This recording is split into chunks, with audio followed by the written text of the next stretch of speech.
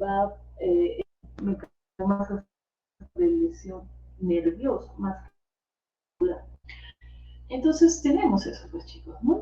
Toda esta parte bioquímica, lo que mencionó Luis, los productos de la glicosilación avanzada, partiendo de que pues, la sangre va a ir cambiando su osmolaridad en base a la cantidad de glucosa que está viendo, ¿no? Entonces, este cambio de osmolaridad va a traer una serie pues, de cambios biológicos, el cuerpo, todas las células del cuerpo que se ven irrigadas por la sangre, tienen que empezar un periodo de adaptación para tratar de soportar esta hiperosmolaridad, ¿no? A la que no estamos acostumbrados.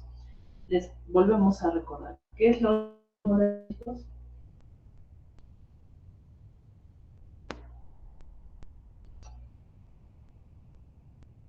En la clase pasada hablamos de eso, ¿no? ¿Verdad, Daniela? Es una determinada cantidad de soluto para un solvente, doctora. Exacto, esa es la definición básica bioquímica, ¿no? Todas las soluciones tienen cierta osmolaridad y en la sangre, que es nuestra solución principal, va a haber cierta osmolaridad. Hay solutos que prevalecen por la cantidad que tienen, que hay en de osmolaridad. Nosotros necesitamos glucosa, urea y hidrolitos, ¿no? Son nuestros principales solutos, ¿no? Entonces estamos pasando de tener un promedio de glucosa menor de 100 a pues, ser diabéticos ya una vez diagnosticados y tenemos pues, un promedio de 180, 200, a veces subir a 300 la glucosa o más. Eso altera pues, la osmolaridad. Entonces se van sucediendo, como les digo, una serie de cambios adaptativos del cuerpo. Sobre todo quienes lo van a sufrir, los vasos y los nervios. Los vasos tienen dos mecanismos de lesión dependiendo pues, si son vasos pequeños, la microvasculatura, o si son vasos de mayor calibre, ¿no? Los vasos pequeños, ante la respuesta de la osmolaridad por los productos de la glicosilación avanzada y todo esto que es más bioquímica, en resumen, lo que pasa es que el endotelio, para resistir la osmolaridad, el aumento de osmolaridad, empieza a engrosarse, ¿no? Este engrosamiento endotelial a nivel de los vasos pequeños va a llevar pues, a un cierre progresivo del vaso, entonces la irrigación va a verse disminuida en los vasos pequeños, ¿no? Eso se llama ateromatosis hialina, es una ateromatosis no grasa, no es a expensas de que se engruese el endotelio. Que va a traer como consecuencia que se disminuya la irrigación, ¿no? Díganme modelos de lesión microvascular conocidas en la diabetes mellitus, o sea, en qué órganos prevalece la microvasculatura y que sabemos que se daña por la diabetes.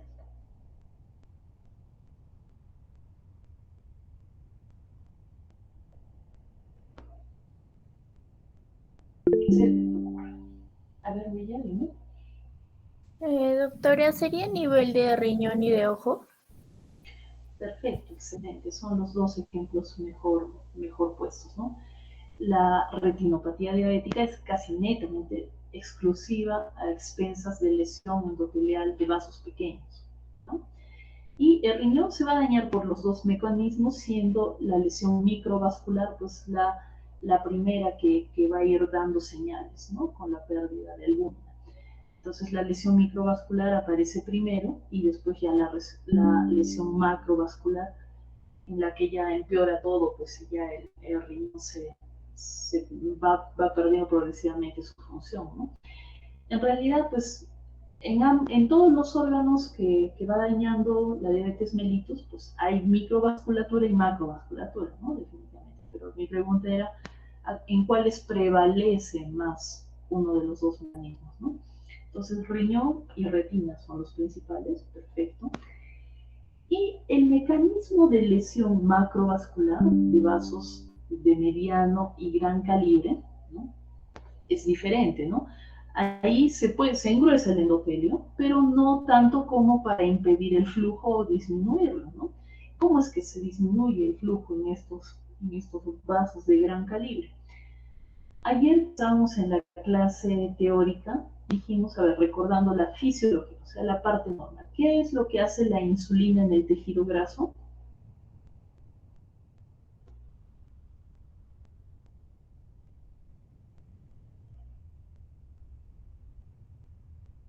A ver, chicos, estaban en la clase, ¿no?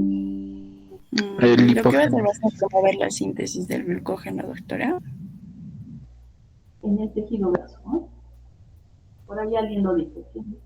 ¿Patrick, tú o tu corre? El hipótesis, doctora. Lipogénesis, ¿no? La insulina promueve la lipogénesis, que el exceso de glucosa se transforme en triacilgliceroles o triglicéridos, pues y así pues va aumentando el volumen a través de la masa grasa, ¿ya? O sea, eso es generación de lípidos, lipogénesis, ¿ya? Eso es en lo normal, en lo que en todos nosotros está ocurriendo. Pero cuando eres diabético y ya la insulina se ve disminuida, ¿cuál creen que sea la respuesta? Si ya no hay insulina. En el tejido graso les sabe. Lipólisis, La doctora. lipólisis, doctora. Exacto, muy bien, ¿no? Es solo lógica. Entonces, empieza un proceso acelerado de lipólisis, ¿no? El cuerpo que está buscando con la lipólisis, transformar estos lípidos en glucosa, ¿no? Porque no está teniendo una fuente de energía, no está entrando la glucosa en la célula, así que va empezando todo este proceso de gluconeogénesis, formar glucosa a partir de otros sustratos. Para realizar la gluconeogénesis necesita empezar a destruir pues, tejido graso. Por eso y toda esta parte semiológica, ¿no? Pero es importante va a venir a raíz de la destrucción del tejido graso, que empieza a haber mucho triglicéridos, ¿no?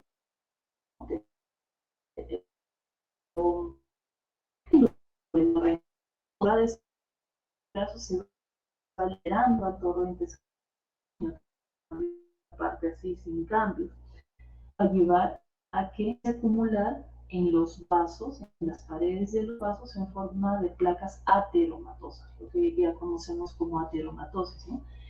Se pega como sarro en una cañería, se adhiere la grasa, las moléculas de grasa en los vasos sanguíneos, sobre todo en los que tienen algún tipo de micro desgarros, pues el paciente hipertenso ahí juega la hipertensión un rol muy importante porque se acelera mucho este proceso porque los vasos están en un estado inflamatorio persistente, bueno, en fin.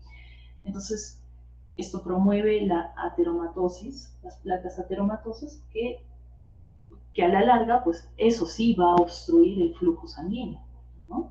Si se obstruye totalmente o si en algún momento una de estas placas grasas, por un aumento de presión que está viendo en la persona o por alguna circunstancia de vasoconstricción, una de esas placas se rompe, empieza a sangrar el vaso, por decirlo de alguna manera,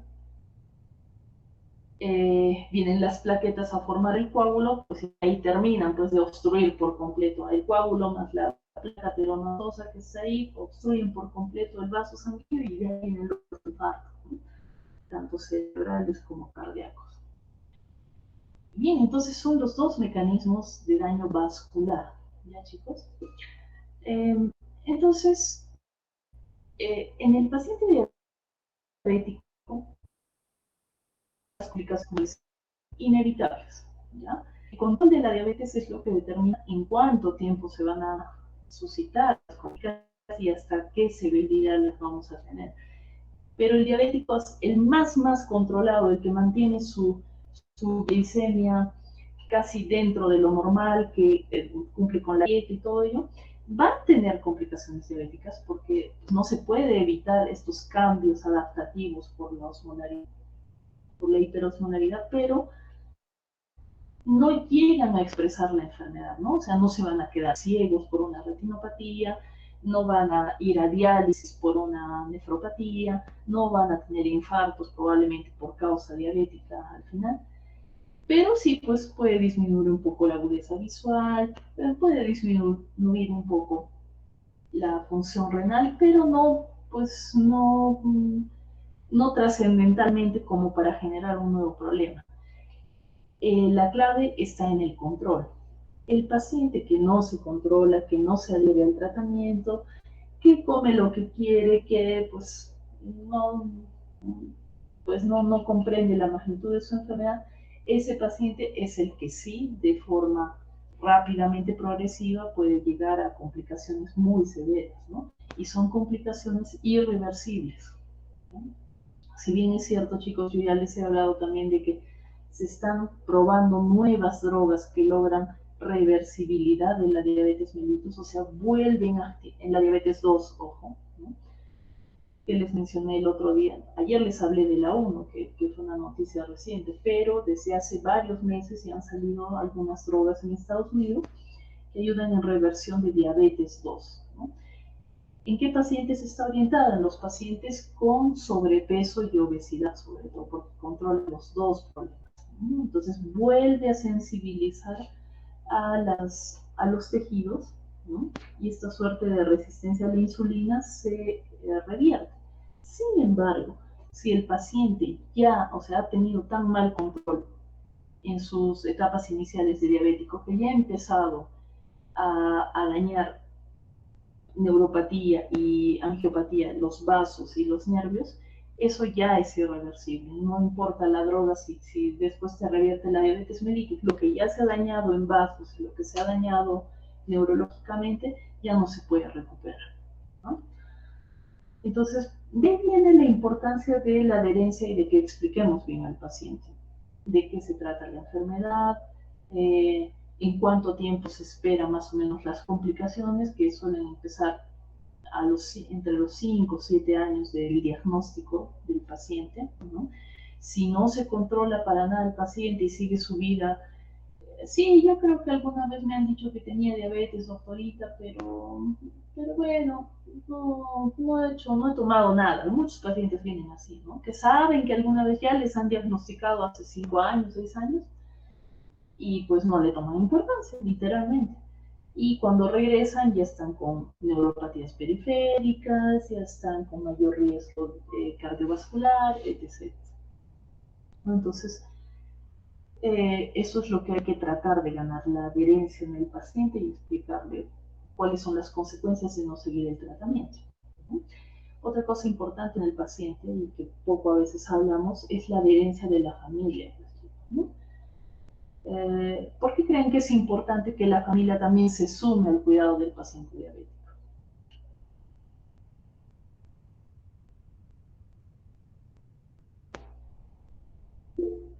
¿Qué crees tú, Luis? Bueno, doctora, le hablo tal vez desde mi perspectiva. Mi mamá es paciente prediabética y según las indicaciones del endocrinólogo que la han visto durante mucho tiempo, es importante que la familia esté relacionada con la enfermedad para que el paciente pueda cumplir con la medicación a la hora, a tiempo. A veces por situaciones de trabajo eso se puede olvidar. El primer punto es que la familia esté constantemente sabiendo si la paciente ha tomado o no la medicación que tenga. En caso que sea paciente ya diabético, si se ha colocado la insulina o no.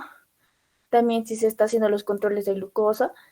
También es importante respecto a la alimentación, porque la mayoría de pacientes pues, viven con la familia, esposos, hijos, etcétera. Y si la familia tiene una mala alimentación, lamentablemente la paciente prediabética o diabética va a tener una mala alimentación al estar rodeada de personas que comen de una manera no saludable, ¿no? Entonces, si la familia tiene una alimentación positiva, colabora con la alimentación también de la paciente puede que mantenga ese nivel de glucemia como usted ha estado indicando, ¿no? También si la familia anda pendiente de los controles médicos que se realice la paciente, etcétera. Yo creo que sería eso. Muy bien, excelente. Justamente eso, ¿no? Se han hecho varios estudios respecto al fracaso del tratamiento de los pacientes diabéticos y la adherencia, ¿no?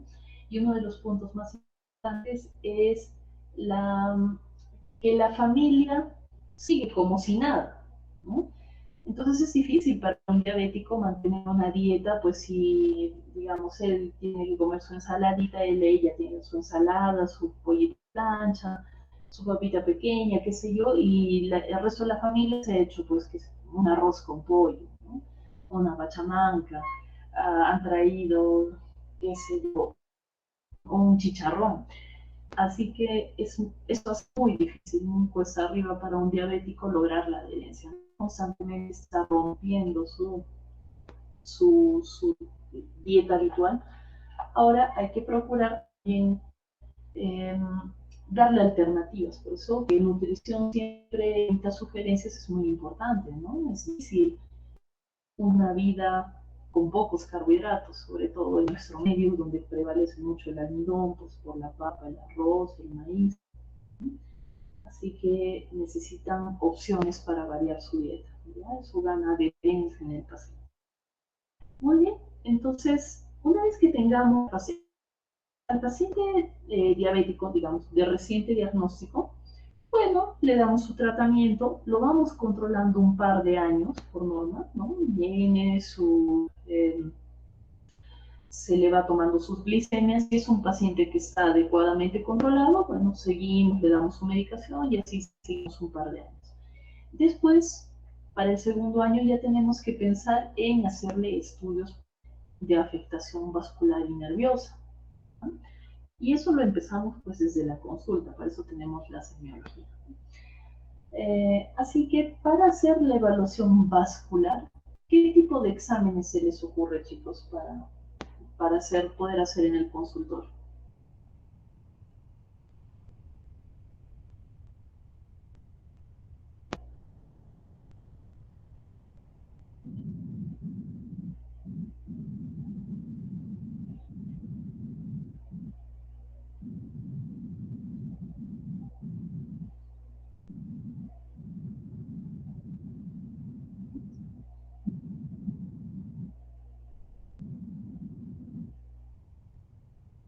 Ya, Jorge, no te he entendido muy bien, la primera parte se ha cortado un poco, pero digamos la angiografía, el ecodoppler, esas cosas, bueno, sería fácil pues para mí darle una orden y sácate un ecodoppler, ¿no?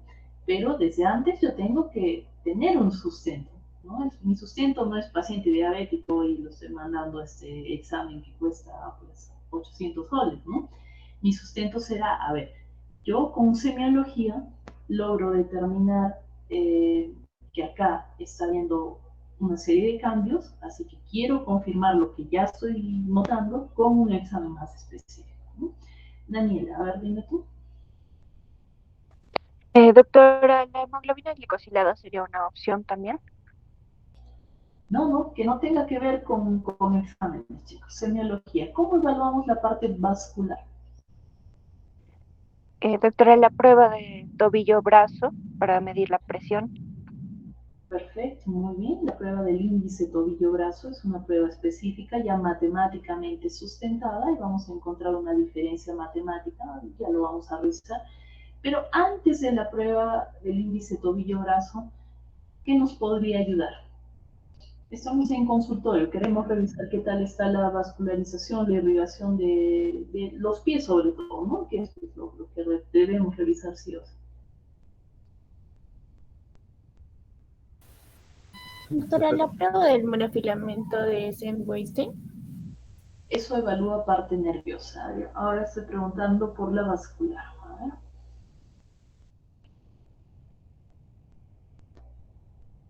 ¿Qué se nos ocurre? A ver, quiero saber si hay buena irrigación en este pie. Entonces, ¿qué haría?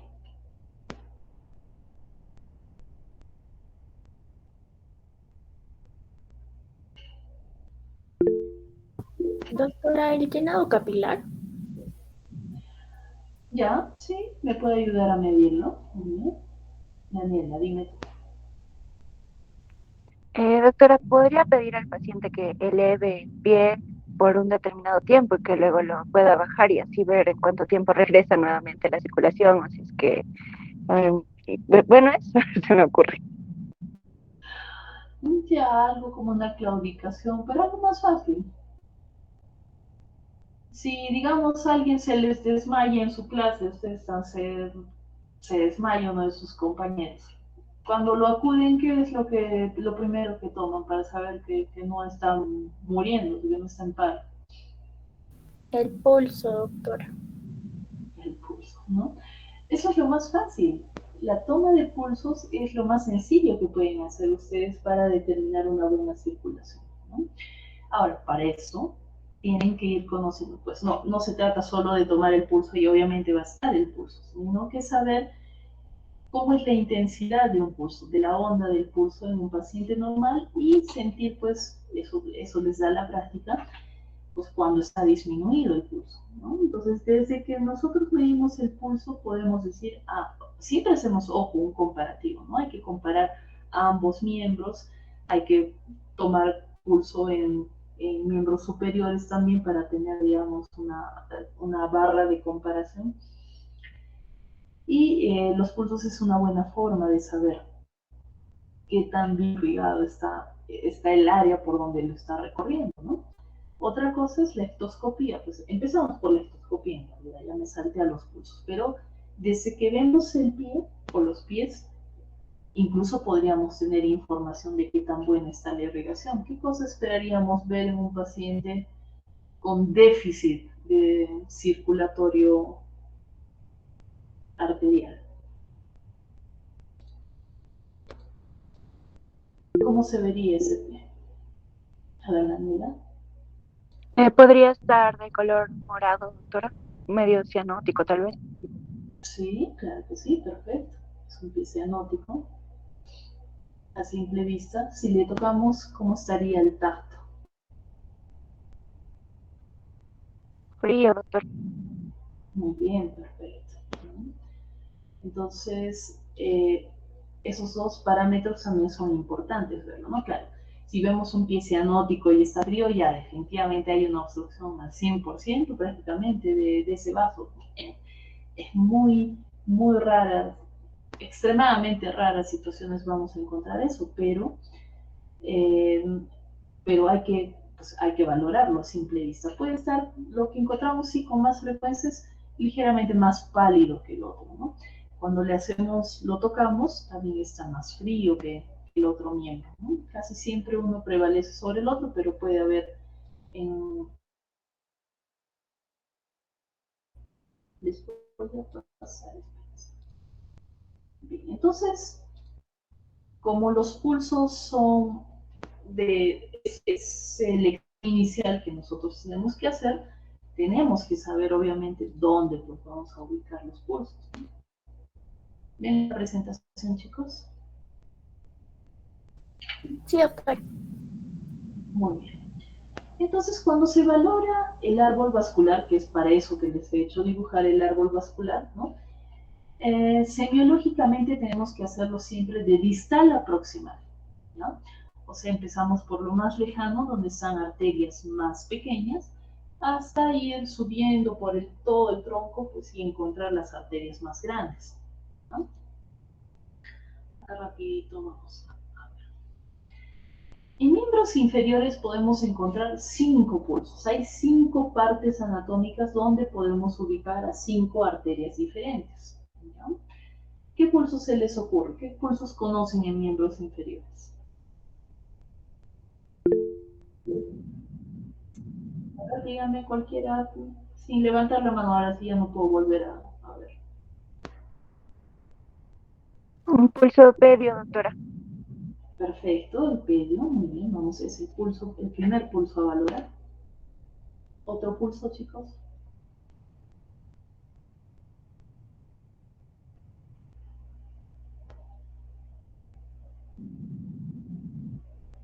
Muy bien, tibiales hay dos, ¿no? Hay un tibial anterior y hay un tibial posterior. ¿No? Perfecto. Después, a nivel de la rodilla, detrás de la rodilla, ¿qué arteria grande más? El pulso popliteo, doctora. Excelente, muy bien, el pulso popliteo. Y más arriba el quinto pulso, que es el más grande. El pulso femoral. Pulso femoral, muy bien, chicos, excelente. Entonces son los 5 puntos del árbol arterial de miembros inferiores que podemos valorar. Están lo suficientemente externalizados para valorarlos. Solo para hacer el recordatorio anatómico voy a ir de proximal a distal, ¿no? Pero la semiología es de distal a proximal, ¿no? Entonces tenemos a la arteria ilíaca externa, ¿no? Que en su paso por la cintilla inguinal cambia de nombre solamente. Entonces ahí pasa a llamarse arteria femoral común, que es justo lo que nos va a dar el pulso femoral. Ese segmento que se llama arteria femoral común está lo suficientemente externalizado como para poder palpar, ¿no? ¿Y dónde palpamos la arteria femoral común? En el triángulo de Scarpa, ¿no? El triángulo de Scarpa justamente es la cintilla inguinal de uno de los bordes, ¿no? El aductor largo es el otro borde y el sartorio. Entonces van a hacer este triángulo que es el triángulo de Scarpa y ahí vamos a encontrar el primer pulso, ¿no? El pulso de la femoral común. Una vez que sale por el vértice del triángulo de Scarpa, entonces solamente cambia de nombre, ¿no? Obviamente va a lanzar sus arterias, las circunflejas y todo eso que no nos interesa mucho en este punto, pero pasa a llamarse femoral profunda, ¿no? Sigue su camino y mientras va bajando se va haciendo más superficial y se está yendo hacia la parte posterior del fémur, ¿no? En la parte distal del fémur. Entonces, como se hace un poco más superficial, cambia de nombre y pasa a llamarse femoral superficial, ¿no? Pero sigue siendo el mismo tronco. Se está adelgazando y se está haciendo más superficial, pero sigue con un calibre muy importante. Es profundo, acá no podemos palpar nada, ¿no? Pero se está yendo por detrás de la rodilla, ahí va justo en un anillo, el anillo de Hunter, ahí cambia de nombre, ¿no? La femoral superficial pasa a llamarse arteria poplitea. La arteria poplitea discurre en el hueco popliteo, ¿no? Es un pulso poderoso, todavía fácil de encontrarlo, el segundo pulso, que lo encontramos en el hueco popliteo. Ahora, la arteria poplitea va a lanzar dos ramas, el tronco tibio-peroneo, que se va a ir posterior, y el tronco, que se va a ir anterior, y el tronco de la tibial posterior, ¿no? La tibial posterior, su recorrido es profundo, ¿no? Va ahí mandando sus arterias, sus ramas. Lo que nos importa es que por detrás del maleolo interno, o sea, a este nivel, ahí se va a dar justo una vueltita por detrás y se va a discurrir por la planta del pie, ¿no? Pero justo cuando está por detrás del maleolo interno, ahí palpamos a la tibial posterior, ¿no? ¿Por qué es importante la tibial posterior? Porque nos da información sobre la irrigación de la planta del pie. Cuando hay lesiones en la planta del pie, su pronóstico depende de qué tan fuerte es el pulso a nivel de la tibial posterior. Mientras tanto, más arriba, el tronco tibio peroneo, pues de ahí nos importa la arteria tibial anterior, ¿no? Que está discurriendo anteriormente. Y acá, en el dorso del pie, en la cara anterior, podemos encontrar su pulso. El cuarto pulso. Y esta tibial anterior va a seguir su camino lanzando sus ramas, pero una rama importante que va a devenir de ella es la arteria pedia, que la vamos a encontrar ahí, ¿no? Entre los dos extensores del primer y del segundo ortejo. Para que se les quede un poco mejor, vamos a ver este videito de lo que les acabo de decir, que es la evaluación de los pulsos.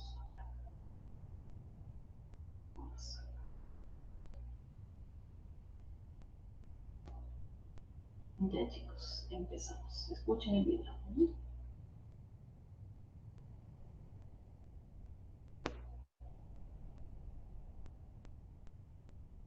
El pulso pedio se palpa entre los tendones de los extensores del primer y segundo dedos en el dorso del pie. El pulso del tibial anterior se palpa entre el maleolo lateral y el maleolo medial en el dorso del pie.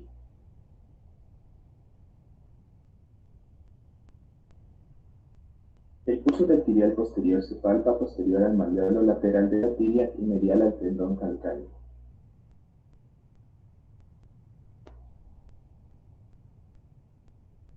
El pulso popliteo se palpa con el paciente en decúbito prono y con su pierna flexionada para relajar la fascia profunda y los tendones isquiotibiales. Las pulsaciones se notan mejor en la parte inferior de la fosa, entre ambas cabezas del diafragma. El pulso femoral se palpa en la parte interna del muslo en el punto medio inguinal entre la espina ilíaca antero superior y la sínfisis del pubis.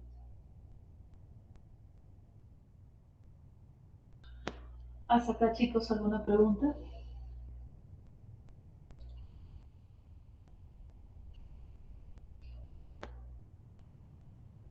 ¿Todo claro respecto a los pulsos? Sí, doctora. Bien, chicos. Entonces, esa es la forma más rápida, más barata, más todo de captar a un paciente que está teniendo un problema vascular, sobre todo un problema pues, que ya se está empezando a notar, ¿no? Adicionalmente, el paciente te puede decir que está teniendo cierta sensación de hormigueo, que nota el pie frío, que hay claudicación intermitente. ¿Qué es la claudicación intermitente, chicos? Ya habrán escuchado en cardio eso.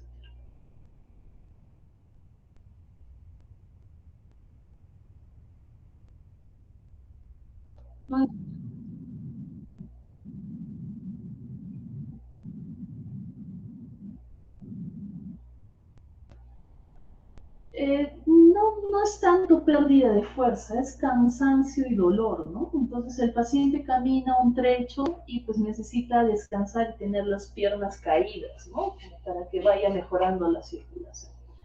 Entonces, eso se llama claudicación intermitente. Camina un trecho, se sienta para aliviar ese dolor, la hinchazón de las pantorrillas, esa inflamación que tiene, producto de esto, y luego se continúa y después de un ratito otra vez se sienta, ¿no?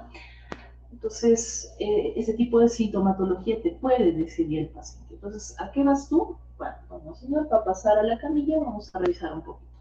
Perfecto. Entonces, le haces una valoración de todos los cursos, haciendo eh, siempre la comparativa con el otro miembro, chicos. Ojo, o sea, pedio derecho, pedio izquierdo, tibial anterior derecha, tibial anterior izquierda, tibial posterior, anterior, bueno, y así continúan todo hasta llegar a la femoral.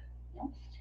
Esa es la manera ideal. Ahora, si nosotros hemos detectado en algún punto que efectivamente el pulso se nota disminuido, es una onda pequeña o es una onda débil, entonces decimos, no, entonces esto hay que complementar este estudio con algo un poco más sofisticado, ¿no? Si nosotros estamos en un centro de salud, no vamos a tener ecodoppler, ni menos tomografía, ni angiotomografía, ni nada de eso, ¿no? En el hospital sí podríamos saltarnos ese paso. Pero si están en un centro de salud, lo que van a tener siempre, porque solo tiene obstetricia, se van a ir a robar al consultorio de obstetricia un ratito el Doppler, ¿no? Para hacerle al paciente un índice tobillo-brazo, que es algo ya más sofisticado.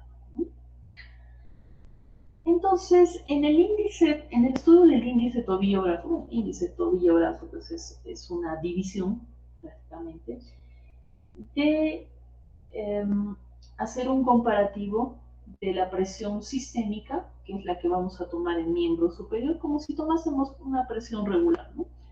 Pero solamente necesitamos que valore la presión sistólica o la diastólica.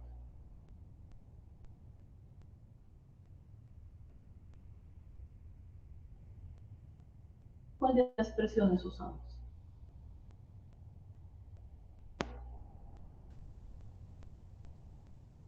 La sistólica, doctora. La sistólica, chicos. ¿Ya? Solamente necesitamos la presión superior. ¿Ya?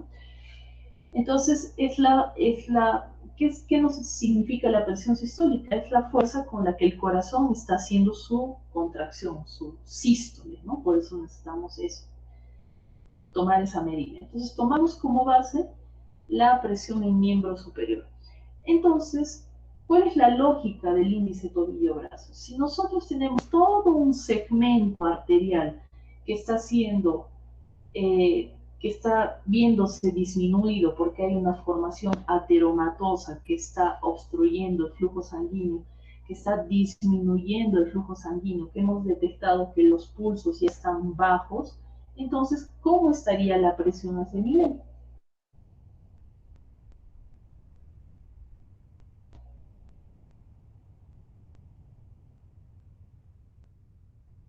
¿Cómo estaría?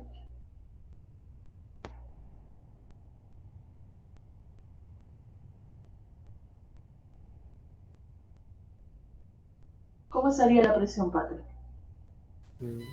Estaría baja ahorita. Ya. Baja, pues chicos, ya me tienen que decir así rápido, ¿no?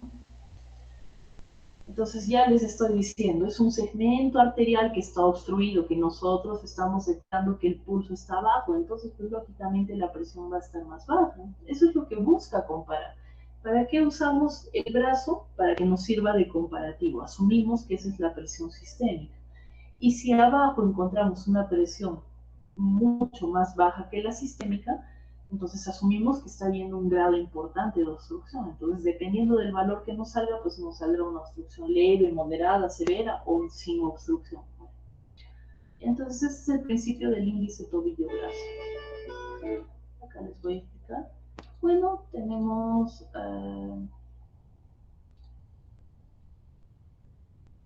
el material, primero que lo listamos, ¿no? El Doppler, papel, gel conductor, ¿no? El Doppler lo que nos da es una señal sonora solamente, ¿no? Cuando se apunta el transductor del Doppler a un vaso, entonces pues vamos a escuchar el latido, ¿no? La señal sonora. Se usa para los latidos fetales habitualmente, eso es por eso que hay en todos los centros de salud, ¿no? Para detectar latido fetal.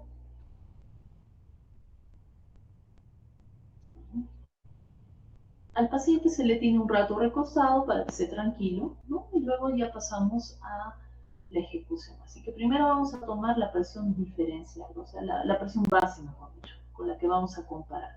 Entonces, como una toma de presión regular, van a notar cómo se escucha el Doppler. Arteria braquial.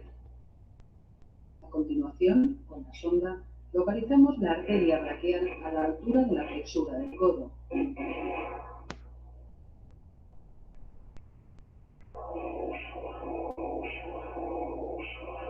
Hinchamos el manguito hasta que cese el latido. Obviamente, hinchar el manguito, o sea, apretar, apretar, apretar, apretar, en algún momento colapsa la arteria y por lo tanto se deja de escuchar el latido. Y deshinchamos hasta recuperarlo.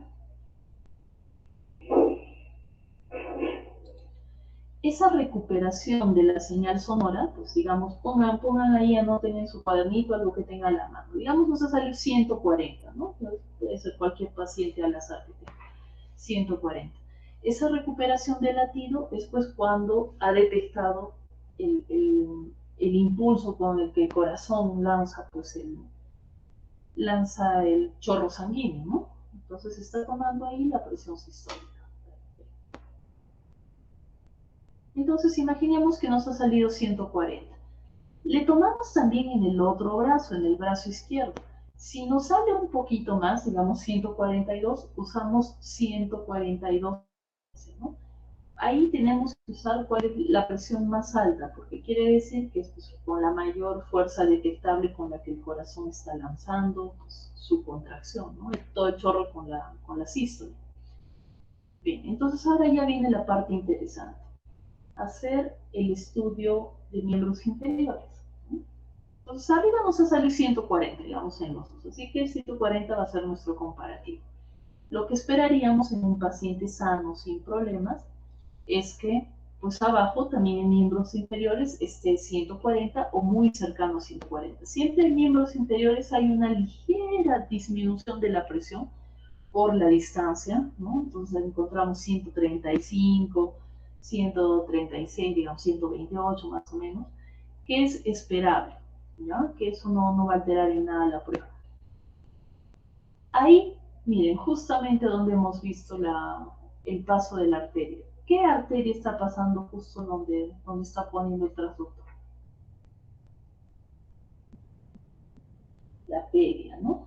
Tal cual se ha dicho, entre los dos extensores del primer y segundo ortejo, ahí ha puesto el gel.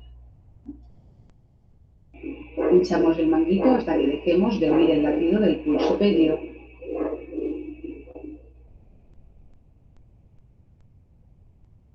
Igual, entonces empieza a desinsuflar e imaginémonos que ahí nos ha salido 100, así que anoten en un cuaderno 100. O sea, hay 40 milímetros de mercurio de diferencia.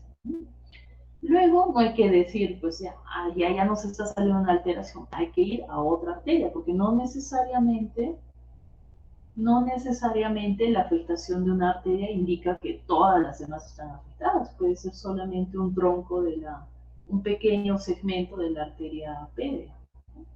Entonces se está yendo a qué arteria, chicos, a ver qué está buscando.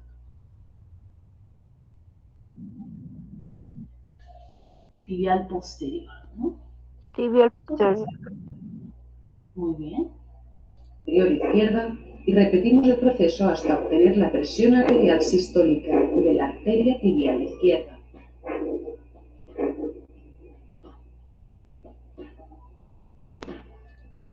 Así que imaginemos que a ese nivel nos ha salido 90 milímetros de mercurio en la sistólica, ¿no? Recién 90 se ha recuperado el tiempo.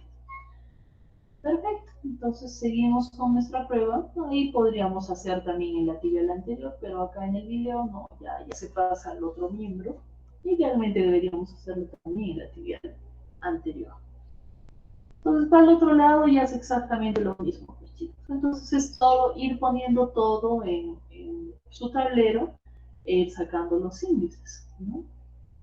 Cada arteria va a tener su índice, no es que sale un índice general. Este paciente tiene un índice 0.7 en general, no. Hay que poner tibial anterior, izquierda tiene tal índice, pedia derecha tiene tal índice, ¿no? Perfecto, entonces pasamos, bueno, ahí tienen un software, pero como nosotros tenemos la fórmula, hacemos pues la división, ¿no? Índice tobillo, brazo. Lo que encontramos abajo sobre lo que estamos encontrando arriba, que es nuestra presión de control. Entonces, ¿cuánto le sale el índice tobillo-brazo de la pedia izquierda, chicos?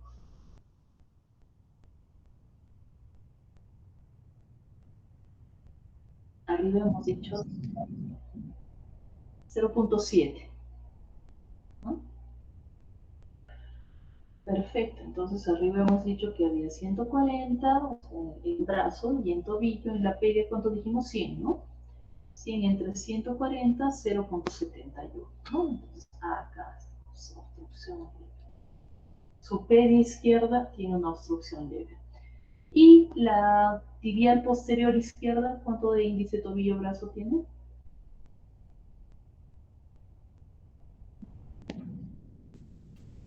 Sí. 0.64, ¿no es cierto? Entonces ahí a nivel de la arteria tibial posterior ya no es una obstrucción leve, sino es una obstrucción moderada, ¿no?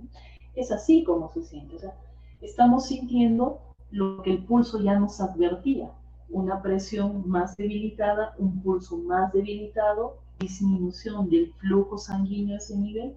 Eso es lo que se traduce, ¿no? Con las complicaciones que esto va a traer. Perfecto. Entonces, después del índice tobillo-brazo, si ya tenemos matemáticamente esto, ya hay un diagnóstico.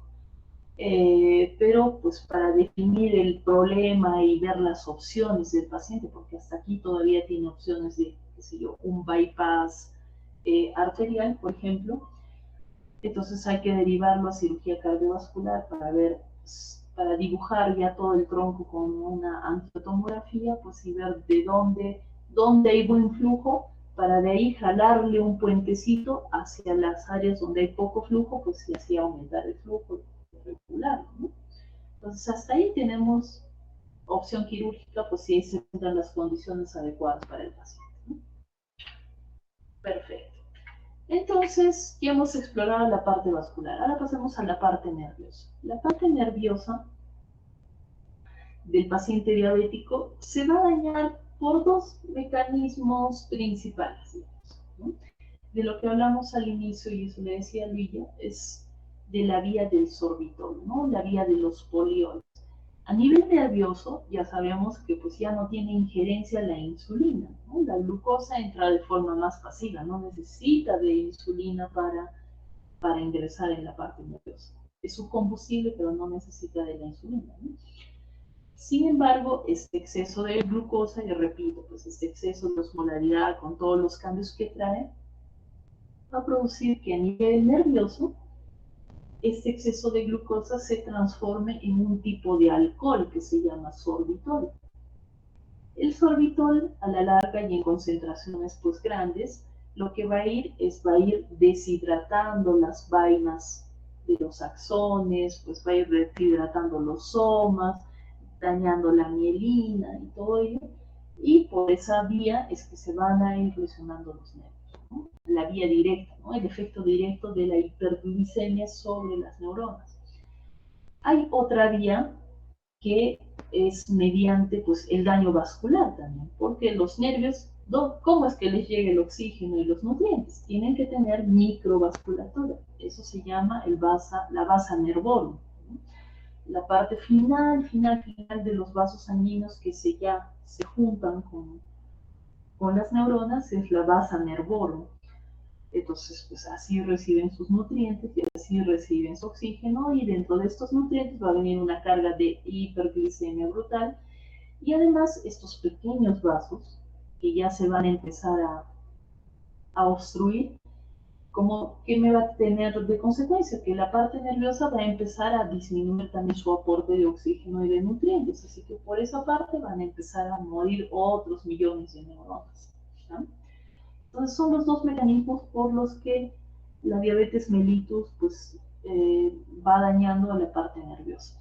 Ahora hay que tener en cuenta que la parte nerviosa se va a dañar a todo nivel, empezando por la parte sensitiva y propioceptiva, ¿no? Es lo primero que se va a ir dañando. Por eso es lo que tenemos que detectar con más prontitud, ¿no? Luego de dañarse la parte sensitiva y dar ya sintomatología, semiología sensitiva y propioceptiva, pues también se van dañando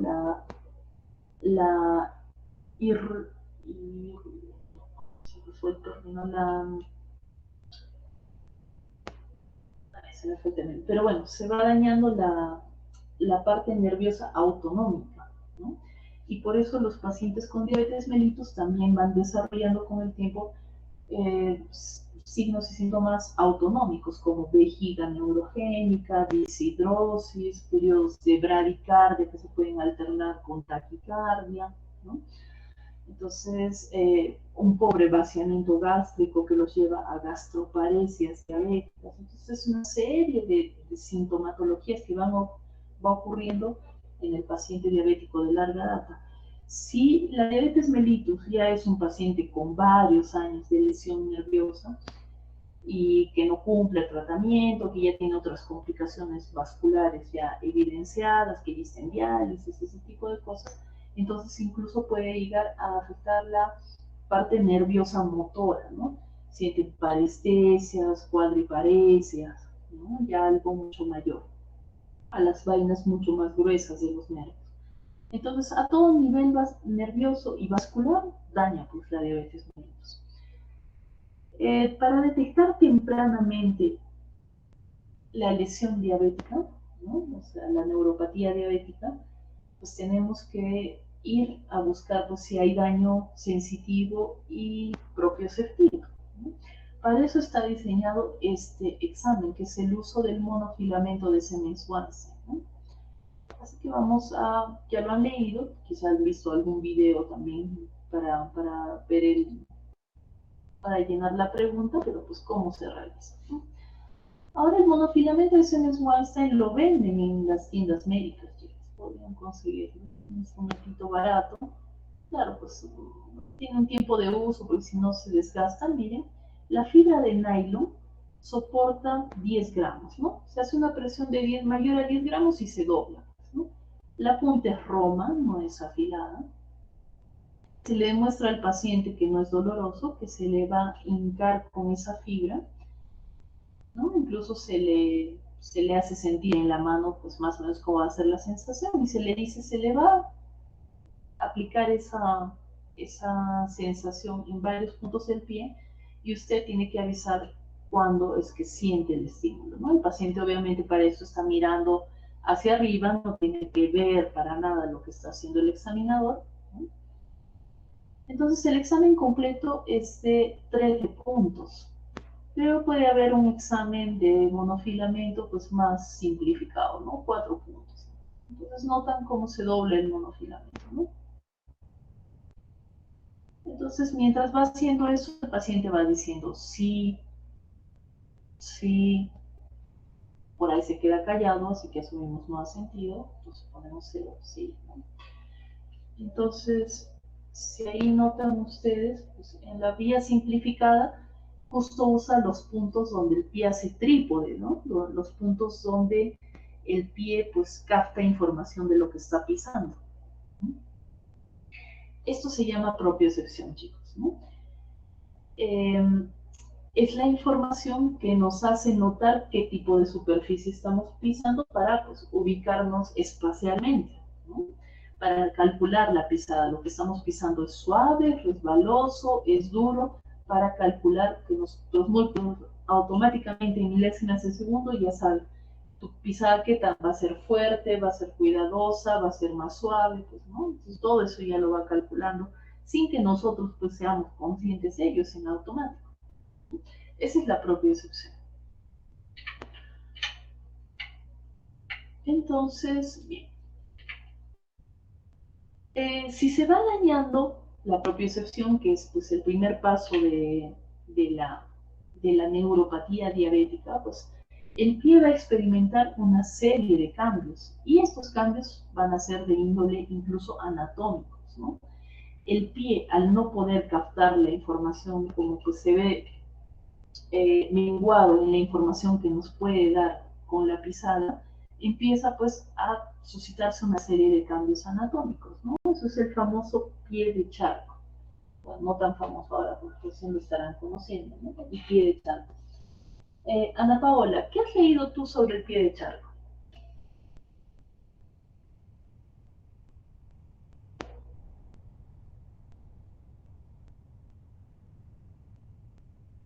Doctora, ¿me escuchan? Sí, te escucho ahora. Sobre el pie de charco, esta va a ser algo que va a afectar los huesos, también los tejidos, en este caso de los pies, también de los tobillos. Ya. Daniela, a ver, ¿tú qué has leído sobre el pie de charco? Que es una neuroartropatía que va a destruir el poco. Que el paciente va a presentar sensibilidad dolorosa, también térmica, y puede cursar con inflamación, irritación articular o incluso destrucción ósea por desmineralización. Y también que es insidioso y que cursa también con edema unilateral del pie. Perfecto, muy bien, ¿no? Entonces, ahí hablamos de un pie de charco. Es lo que les decía, es una neuroartropatía, ¿no? Parte de un mecanismo fisiopatológico que es la neuropatía, lo que les acabo de explicar, que se va perdiendo la propiocepción sobre todo, ¿no? También se pierde la sensibilidad, pero la propiocepción es lo que hace que el pie empiece a tratar de aumentar su superficie de información, ¿no? Se deforma de tal manera, o sea, se va aplanando, va perdiendo el arco plantar, ¿no? Va perdiendo la línea del tobillo, es un pie notoriamente inflamatorio, ¿no? El paciente no está experimentando en este punto dolor ni molestias, el pie simplemente está adoptando esta serie de cambios, ¿no? Es importante que el médico haga una revisión de los pies en el paciente diabético que tiene más de 5 años de diabético, ¿no? Entonces encontramos algunos cambios tróficos, ¿no? Cambios de coloración, zonas más oscurecidas, dedos en garra, ¿no? Toda esta serie de cambios obedecen pues a la pérdida de la sensibilidad. Entonces el pie en su afán de ganar información que nota que está perdiendo, pues empieza toda esta serie de deformidad que se nota externamente y que internamente se van a ver también varios cambios, se ven microluxaciones, microfracturas, ¿no? Entonces toda esta serie de cambios es la neuroartropatía de Charcot, varios estadios hasta la inversión incluso del arco plantar, ¿no? Entonces todo pues a fin de aumentar la superficie de sustentación, ¿no? y pues va a traer problemas anatómicos al pie también, ¿no? El paciente va a ser más susceptible a caerse, tiene que caminar con cuidado, mayor aparición de callos, a poder dar más. Si empieza a haber alguna úlcera, la solución de continuidad en este pie, ya hablamos de un pie diabético, o sea, un pie con algún tipo de lesión que se puede complicar, entran los gérmenes, un mal irrigado, bueno, y ahí empieza toda la fisiopatología netamente del pie diabético. Es justamente lo que vamos a ver. Entonces, el pie diabético es la lesión modelo de la diabetes mellitus. ¿Por qué les dicen la lesión modelo? Porque tenemos microangiopatía, macroangiopatía, neuropatía. Tenemos todo. Todo lo que hace la diabetes mellitus, las complicaciones se centran en el pie diabético, ¿no? ¿Por qué está elegido el pie? Pues me imagino que porque está mucho más distal la circulación, entonces es más susceptible de verse afectado. Así que ahí tenemos a la clasificación de Wagner, ¿no? Han hecho la clasificación de Wi-Fi, han hecho la clasificación de Texas, que son mucho más específicas, pero la que usamos, al menos para tener un diagnóstico rápido, porque es muy visual y rápidamente podemos estratificarlo, es la clasificación de Wagner. Entonces Wagner ha clasificado el pie diabético en 6 estadios, ¿no? Del 0, que es el paciente con el pie en riesgo, no hay lesiones aparentes, no hay solución de continuidad, pero es un pie con cambios tróficos, como el pie de Charcot, ¿no? La piel va tomando áreas oscuras, hay dedos en garra, hay onicomicosis, pues hay pérdida de la línea del tobillo, todo eso. Entonces, todo eso entra en pie de riesgo, ¿no? Entonces hay que observar a ese paciente y hay que enseñarle el autoexamen del pie. Idealmente a un paciente diabético que ya tiene 5 a más años de diabético, cada 6 meses debería ir al podólogo, para que el podólogo sea quien se dé cuenta de pues, callosidades que puedan poner en riesgo al pie, pues que las uñas estén limpias, no haya riesgo de uñeros, que no haya onicomicosis, pues, bueno, una serie de cosas, ¿no? Cuando ya empieza a aparecer algún tipo de ulceración, ya empezamos con los grados, ¿no? El grado 1 es una úlcera superficial donde solamente se afecta la extensión de la piel, ¿no? Es decir, la epidermis y la dermis. Bien, es un tratamiento tópico en casa, no necesita antibióticos sistémicos, solo curaciones y observaciones, ¿no? Hasta el cierre de esta herida. Perfecto. Y que el paciente esté bien controlado en su diabetes. En el grado 2 ya tenemos úlceras profundas, ¿no? Con compromiso de tendones, como estamos viendo hoy.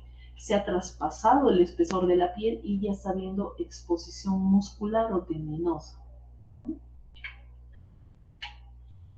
En el grado 3, bueno, hasta acá el grado 2, la curación de este pie debería ser con supervisión médica, ¿no? O realizado idealmente por el médico endocrino o médicos internistas. Hacemos, si está programado, curaciones de pie diabético y así es que vienen con grado 2. En el grado 3, la úlcera ya se está profundizando más, hay signos de infección, hay absceso, o si no, ya hay exposición ósea, ya sean los tendones ya se observan y pues se está notando exposición ósea, ¿no? Si se sospecha en osteomielitis o hay secreción tipo absceso, ya hablamos de una úlcera severa, un grado 3 en la escala de Wagner, y este paciente requiere antibióticos sistémicos, por lo tanto requiere hospitalizarse. Es así como lo dividimos. En el grado 4 ya hay una gangrena, quiere decir ya hay una muerte tisular, ¿no? Ya es irreversible por completo, lo único que queda es programar el retiro de ese tejido muerto. Entonces, en los grados 4 y 5 es lo que encontramos. La extensión depende de qué también se ven los bordes, ¿no? En el grado 4 hay una buena delimitación de los bordes para que pues, establezcamos un nivel de amputación, ¿no? En cambio, en el grado 5, los bordes están muy difusos, no hay una buena delimitación de los bordes de la necrosis y por tanto se habla de gangrenas pues extensas. Cuando hay una gangrena extensa ya no tenemos un límite así bien definido para una amputación, por lo tanto se debe de amputar donde pues hasta donde se tenga adecuadamente la circulación. Eso nos lo dice eh, la angiotomografía o si no el ecodoppler. Así que ahora vamos a empezar a ver ejemplos de lo que acabamos de revisar. Patrick, ¿qué clasificación de Wagner le darías a ese pie diabético? Doctorita, ese le daría el uno nada más, doctorita. ¿Ves alguna úlcera? ¿Solución de continuidad? Mm, Podría ser bueno, el- por la planta del pie, pero no es úlcera, doctora. No, parece como si sería seca esa, si estaría ya. Ya, muy bien. Ana Paola, ¿tú ves algún cambio más en ese pie que te llame la atención? ¿Qué clasificación de Wagner le darías a ese pie? En cuanto a la clasificación,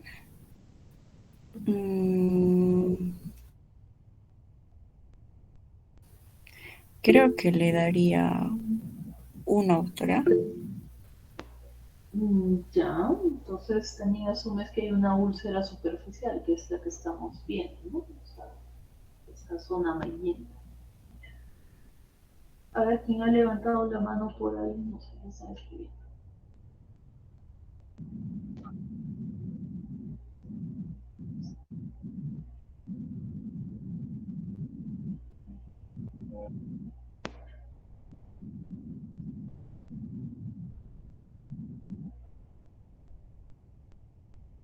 Ya, Jorge, muy bien, por ahí vas, ¿no? Muy bien, les ha faltado observar que solamente tiene 4 dedos. Ahora, cuando hablamos pues, de los dedos del pie, hablamos del dedo del primero al quinto, o primer ortejo, segundo ortejo, tercer ortejo, no hablamos de pulgares, ni de meñiques, ni de dedos, ¿no? Entonces, sí, el quinto dedo está amputado. Entonces, lo que vemos ahí pues, es el remanente, ¿no? El callo que ha dejado la amputación del quinto ortejo. No sabemos por qué, si ha sido una osteomelitis. Pues, para que haya una amputación así tan selectiva es que ha habido definitivamente un Wagner 4, ¿no? Una necrosis bien delimitada en el quinto ortejo solamente. Así que es por ese motivo que se ha retirado el quinto ortejo, lo que queda solo es el rezago. Es un pie con algunos cambios anatómicos, la inversión de la planta, ¿no?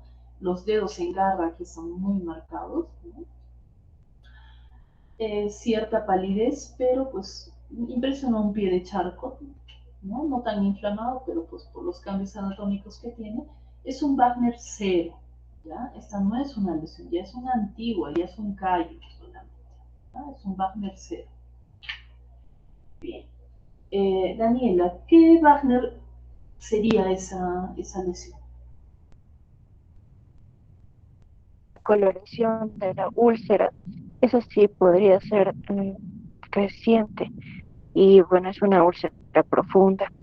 No sé si es que hay una osteomelitis, pero podría ya estar afectando al tendón. Podría ser un Wagner de grado 2. ¿No? Solo lo que ves, Daniela, ¿no? Entonces, o sea, podemos asumir muchas cosas, ¿no? Que está más profundo y todo, pero el Wagner se resuelve solo con la visión, ¿no? Entonces sí, pues es una úlcera profunda, hay al menos exposición de tejido graso y musculatura, ¿no? Ahí. Es una úlcera típica, pero pues el mecanismo de lesión en esa zona en particular, pues es que te aprieta el zapato, te sale una ampollita y el paciente diabético, como no tiene sensibilidad, pues nunca se dio cuenta que le pasó eso, se metieron los gérmenes y pues ya ahí empieza a haber una lesión más extensa, ¿no? Hay algo interesante que ver también, es un Wagner 2, una úlcera profunda, es esto, ¿no? El tamaño del lecho ungueal, ¿no? Ese engrosamiento ungueal tan severo, tan feo que se ve y que vemos en muchos pacientes diabéticos, es una respuesta en defensa a infestación por hongos, ¿no? Eso se llama onicogrifosis, cuando se engruesa toda la uña, se llena de queratina, pues porque se está tratando de defender, está creando cada vez una barrera más grande contra los hongos, sobre todo, que son los oportunistas más importantes en el paciente diabético. Entonces, esa uñita está bien feita. Muy bien. Ahora, Flor, que casi no te he preguntado nada a ti, Flor. ¿Qué Wagner dirías que es ese y por qué?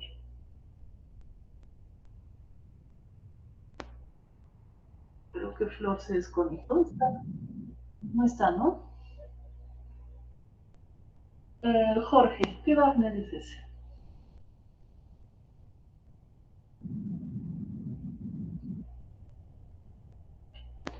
¿Wagner qué?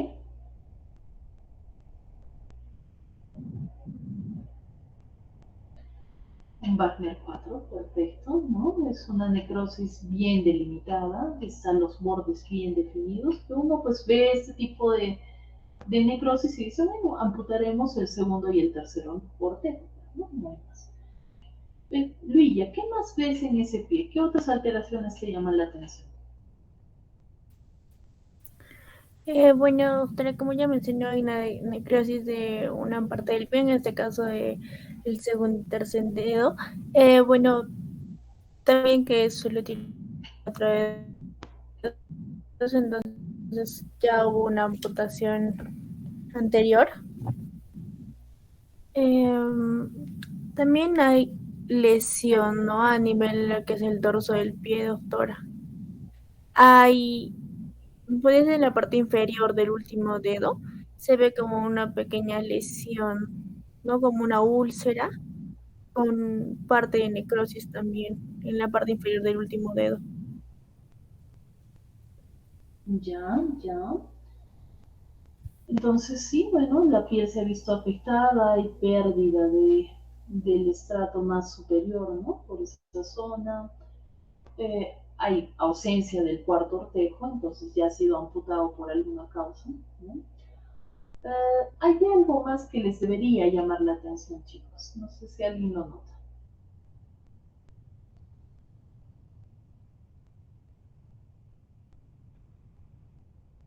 Además de lo que vemos.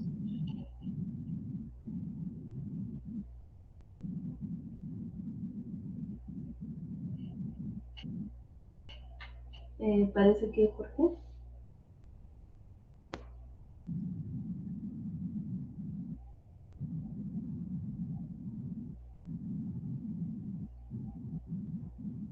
Ya, sí, el vendaje ciertamente ha dejado ese patrón, ¿no? Por eso también se ve un poco más estrecha la zona del pie y un poco más hinchada la zona del tobillo. Es por el vendaje solamente.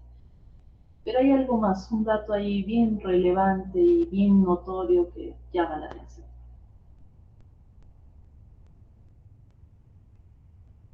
Podría ser el grosor del dedo, del quinto dedo, doctora. No, el O bueno, quinto dedo el tamaño.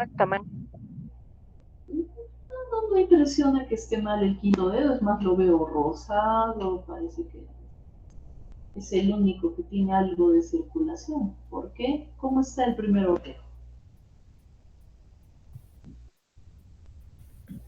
Doctora, tal vez podría ser que al nivel del segundo y tercer dedo no hay necrosis por donde está la uña, ¿no? De ambos dedos. La parte podría ser los pulpejos, se podría ver la parte posterior. Ya, bueno, no, pero La está parte insalvable. distal. Está muerto ese dedo. Esos dedos ya están, ya fueron. ¿Qué ven en el primer ortejo?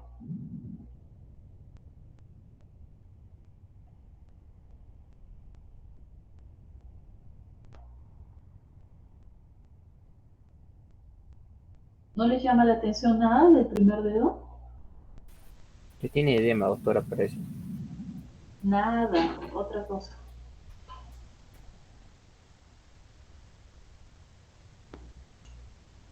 La palidez, pues chicos, es demasiado obvio, pues que está pálido. Miren esa piel y comparen con su piel de acá. ¿no? Ese dedo ya no tiene nada de circulación, pues todavía no está necrótico, pero ya está a un pasito, ese dedo ya es insalvable tampoco, ¿no? Entonces, bien, a simple vista tenemos un Wagner 4, definir pues la amputación de esos dos dedos que ya están necrosados, pues y buscar con un Doppler qué tan la irrigación acá es severamente afectada. Entonces, de frente ya hacer una remodelación que incluya al primer ortejo. Pero bueno, hay que ver el pie en toda su extensión para dar una clasificación de Wagner en realidad. Y si nos volteamos y vemos la planta, nos encontramos con eso, ¿no? La clasificación de Wagner sigue siendo Wagner 4.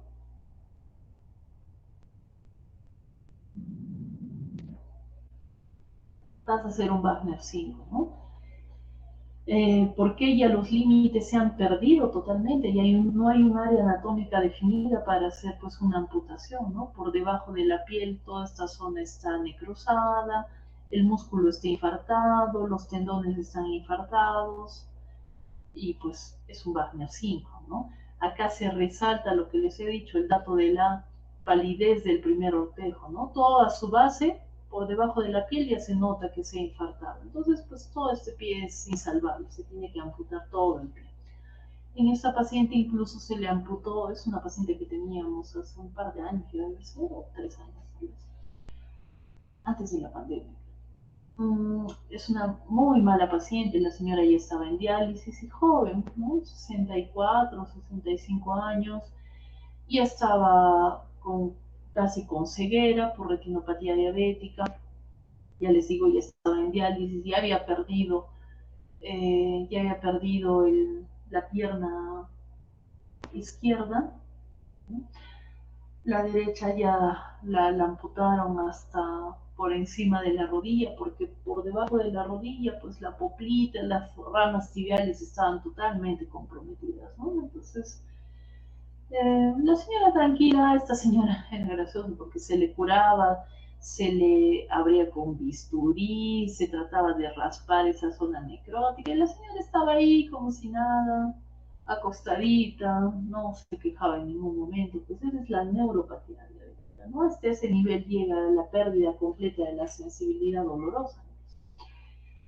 Y pues la señora, desde que tú le hacías la primera anamnesis, ya sabías que todo esto era por ser mala paciente, ¿no? La señora tenía diabetes con 9 años, que no es mucho tiempo para todas las complicaciones que tenía ella.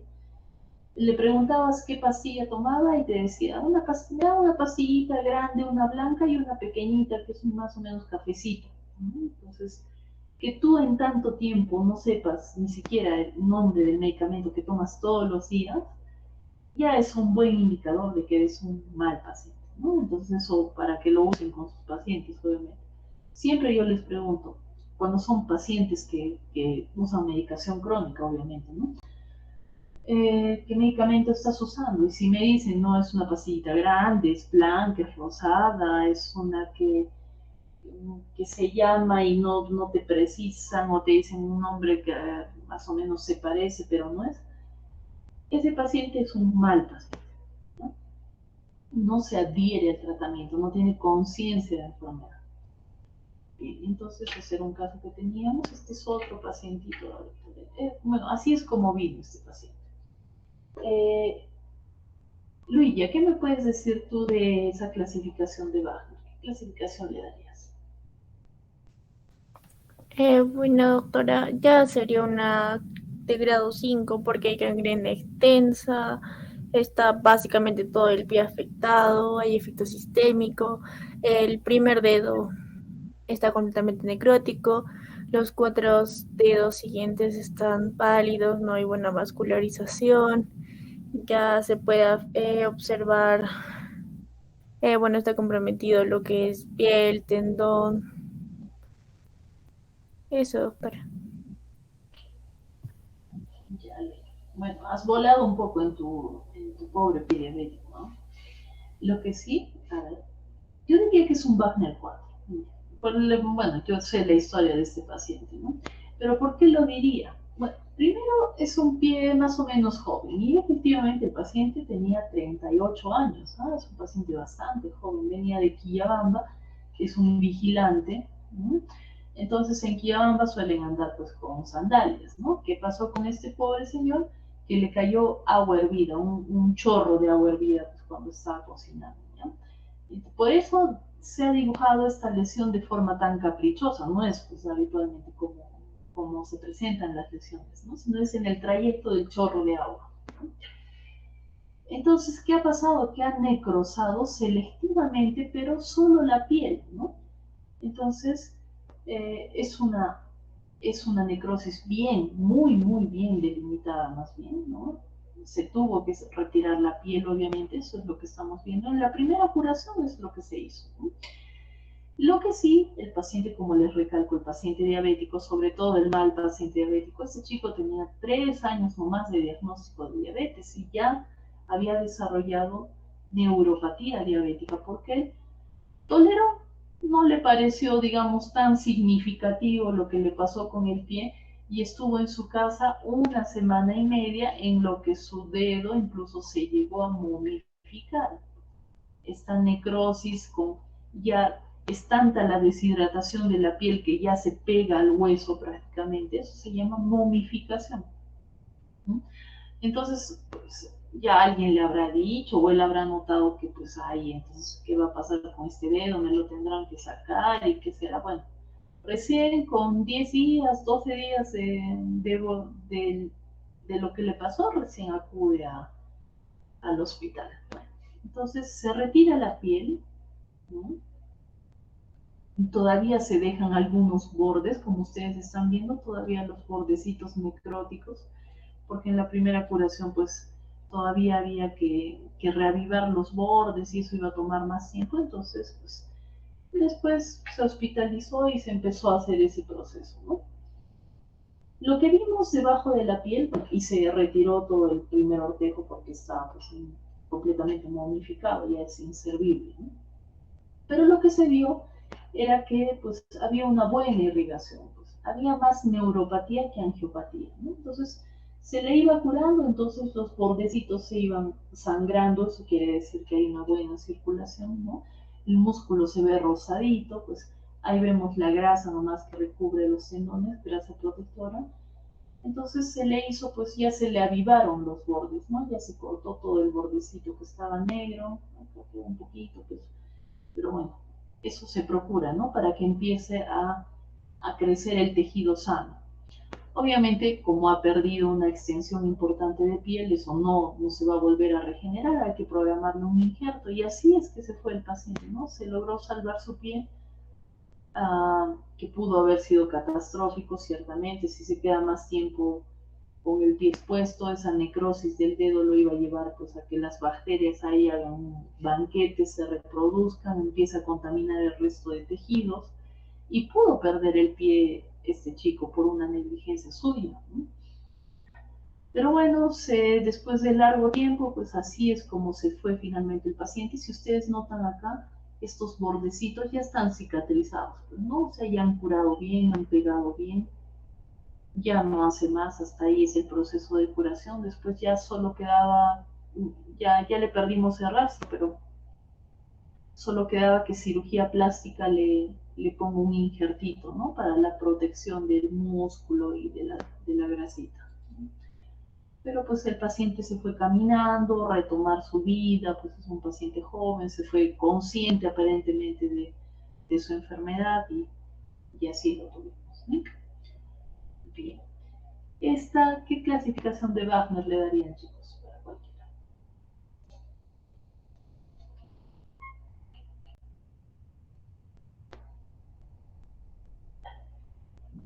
5, doctora.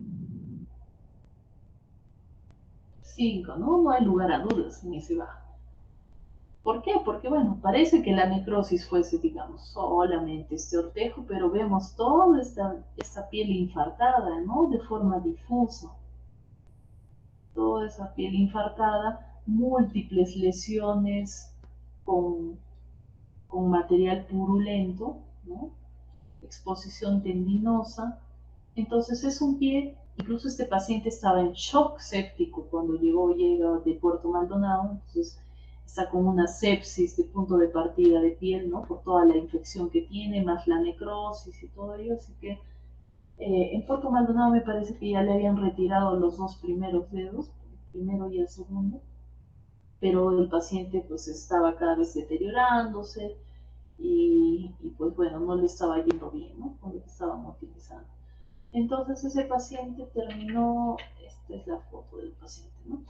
Terminó en una amputación infracondyle, como estamos viendo ahí, pero el paciente estaba intubado, pues no estaba en el área crítica.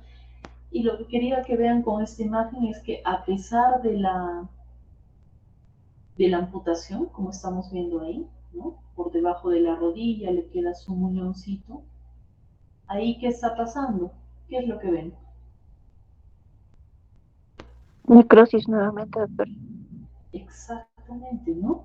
La piel está a su camino de necrosis otra vez. ¿Y a qué se debe esto? Se debe a que la irrigación era ya muy pobre y eso se sabía por la angiotomografía. La arteria poplitea estaba pues a un 40% de su capacidad, ¿no? Entonces la familia hizo como que presionó, no quería autorizar el procedimiento porque pues eh, bueno, una amputación no es tampoco fácil de aceptar, pero como ustedes vieron el pie, pues no les quedó más remedio que se acepte. Sin embargo, cuando se les planteó que sea por encima de la rodilla, más o menos a nivel de la mitad del muslo, que era donde nosotros veíamos por imágenes que más o menos ya la circulación un 60% podía aguantar, ¿eh? La familia dijo que no, porque pues si va a utilizar una prótesis, ¿dónde se le va a colocar la prótesis? Arriba no se va a poder, que no sé qué. Entonces, solo autorizaron una amputación pues por debajo de la rodilla. Y eso fue lo que pasó, a lo que nosotros ya sabíamos. Pero obviamente como médicos, tú no puedes forzar a un paciente si él estuviera despierto, que sé yo, o a su familia, a tomar una decisión quirúrgica, ¿no? Eso es lo que pasa. Entonces, rechazaron que se hiciera la amputación más arriba, solamente autorizaron que se haga hasta ese nivel de amputación, y eso fue lo que pasó, ¿no? Que falló. Así que, pues ya se empiezan a necrosar, hay que proponerles que sea más arriba la amputación, pero en ese interín de decidir que sí, que no, que va a pasar, el paciente terminó falleciendo, ¿no?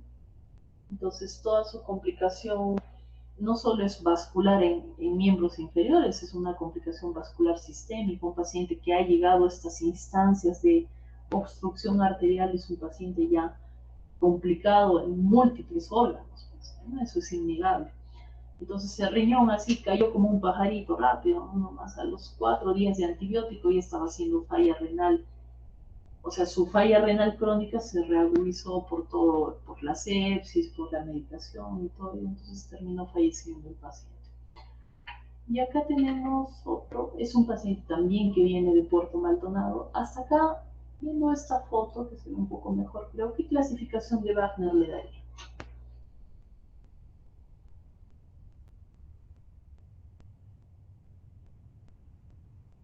Podría ser un 3, doctorita. Pero esa parte negra, ¿qué cosa? Mm, Sí, el primer de se está Defecto sería necroseando. un 4 porque Cuatro, hay doctora. necrosis. Claro, pues es un 4, o sea, basta que haya necrosis, aunque sea pues medio centímetro de necrosis, es Wagner 4, chicos, porque eso ya te cambia. Tú no puedes dejar ni medio centímetro de necrosis, eso significa retirar tejido, es tejido muerto, no se va a revitalizar nunca, ¿ya? Entonces, hasta acá la gangrena parece bien delimitada, ¿no? O sea, si se va a amputar obviamente, así que se va a amputar bien el primer dedo. Y acá, pues, no se ve tan bien, no sé si por dentro también se ve, pero ese también estaba con signos de necrosis, esos puntitos negros que ven. Pero en otro lado, de otro ángulo se veía también, creo que en la puntita, en la base del dedo también se observaba. Entonces, el retiro de los dedos, ¿no? Entonces era lo primero que se planteó, que entre el paciente para amputación. Ojo, para este entonces, tú ya sabes, es un paciente un poco menos de 70 años, tenía un señor que ya estaba en diálisis peritoneal, o sea, ya había hecho una falla renal crónica, ¿no? Con reemplazo renal, o sea, con diálisis. Así que ya te pone en perspectiva que es un paciente que tú estás enfrentando una neuropatía y una angiopatía diabéticas ya al menos moderadamente establecidas, ¿no? Bien, entonces, pues lo que sigue es que se le amputa, como estamos viendo ahí, que estamos viendo justamente lo del caso anterior. ¿Cómo está esta amputación? ¿Qué está pasando con ese tejido?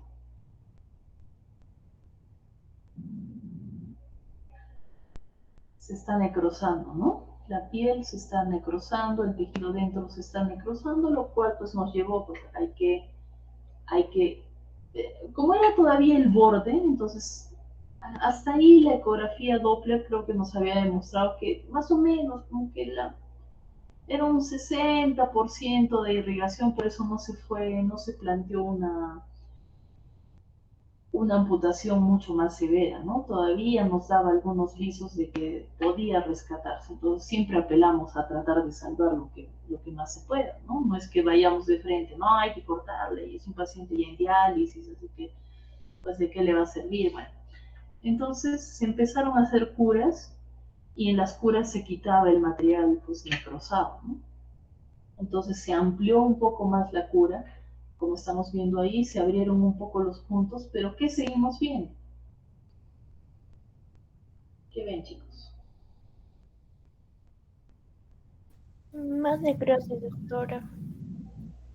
Eso, ¿no? Entonces, a pesar de que le seguimos así haciendo, pues no nos está dando tregua, ¿no? La complicación vascular es importante. Ahora, recuerden una cosa, que en este punto, donde pues hemos manipulado y todo eso, el pie está luchando, el cuerpo está luchando por curarse. ¿Qué significa curarse? Demanda más energía, demanda más irrigación, demanda más oxígeno, ¿no?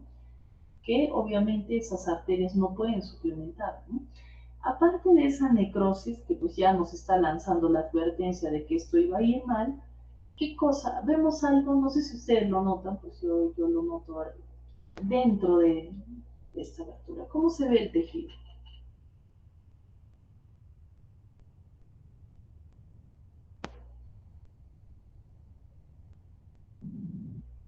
Pálido. Es un rosado pálido, ¿no? No es un rosado como en este muchacho, ¿no? Que vimos, el tejido es rojito. Entonces el tejido es rojito, como vemos ahí, sangra con facilidad, entonces hay buena circulación. En cambio acá, pues el tejido es pálido, ¿no? No sangra cuando lo manipulamos bajo. Entonces desde ahí ya estamos viendo, no, esto no va a ir bien, ¿no? Por este lado también, ¿no? Tejido pálido. Así que pues como es notorio, cada vez se tuvo que ir ampliando la, la amputación, o sea, el retiro del tejido muerto, mejor dicho. Todavía no en este punto ya no hemos ampliado la amputación, pero igual vemos en este punto que el pie está más inflamado, los antibióticos no están teniendo un buen efecto. ¿Por qué? Justamente porque si hay déficit circulatorio, ¿cómo llegan los antibióticos a los capilares? No hay forma, a las partes distales ya no llega el antibiótico porque las arterias desde mucho antes ya están bloqueadas. Entonces, curaciones tópicas todos los días, acá sí resalta mucho más, a pesar de que acá hay un pequeño coágulo de sangre, el tejido es pálido, pues chicos, ¿no? No es un tejido, es un rosadito pálido. Entonces se amplía en las dos zonas la amputación y pues ya se decide, no hay que abrir esto porque empezaba a haber material purulento que salía de más al fondo, así que se liberaron los puntos. Y como estamos viendo ahí, ¿no? Sigue el tejido pálido, se empieza a morir ese tejido muerto también, pues la grasa se empieza a morir, ¿no? ¿Y qué está pasando con los otros dedos? Miren, de lo que antes parecía, pues igual, ¿no? Acá también hay palidez debajo de las uñas, todo, ¿no? Entonces, pues ya la piel se está necrosando, ¿no? Acá también la falla circulatoria se hace mucho más evidente, necrosis de los otros dedos. Así que este paciente también terminó con una amputación por debajo de la rodilla, creo que tenía, si mal no recuerdo, ¿no? Porque Si es que pues las imágenes son una cosa, ¿no? Pero la clínica es otra. Entonces, siempre en medicina la clínica manda. Lo que tú estás viendo, lo que el cuerpo está expresando, eso manda sobre cualquier examen, ya sea laboratorial o imagenológico. Si la semiología te plantea duda, entonces tú en todo tu derecho tienes la opción de pedir la repetición del examen, de hacer otro examen complementario, ¿ya? Siempre manda la clínica, chicos. Entonces, a pesar de que las imágenes nos daban una circulación regular, lo que ha mandado es la evolución del paciente. Por X, Y o Z motivos, ha tenido una mala evolución, ¿no? Entonces sí es innegable lo que ves en esto. Después de un mes de curaciones diarias, de entradas a quirófano, de limpiezas, de antibióticos, si está así el pie es que ya, pues ya es inservible. La circulación está ya demasiado afectada como para salvarlo, ¿ya? Así que pues se tiene que plantear una amputación más radical, o si no, este pie se convierte en un foco séptico, que ahorita ya lo es, pero ya es una sepsis generalizada y pone en riesgo la vida del paciente. Entonces, o conserva el pie o conserva pues la vida, no puede tener las dos opciones. Y este paciente al final, pues la amputación sí sirvió, ahí había buena circulación, el muñón resistió bien, pues fue enviado nuevamente a Puerto Maldonado, vivo, pues ya para que le hagan su prótesis y ya vean todo eso, ¿no? Entonces, así terminó ese piecito que vino de esta manera. Bien, chicos, ¿hasta acá alguna pregunta? ¿Todo claro?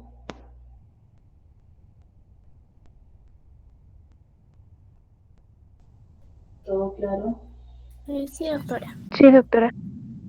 Ya, chicos.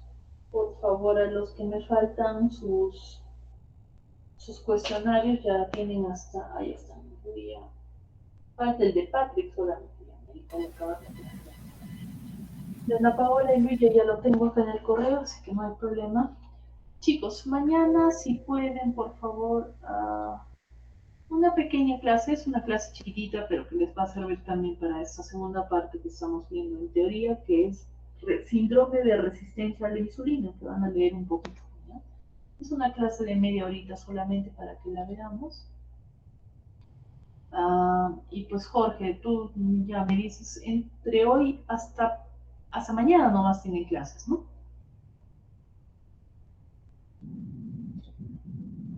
Entonces, para hacer mañana en una media horita, yo puedo a partir de las 8 de la noche, chicos. Entonces, desde las 8 esa media horita, 8 o 9 o 9 y media, aunque sea a las 10, pues la hacemos rapidita y ya cerramos nuestras prácticas, ¿ya?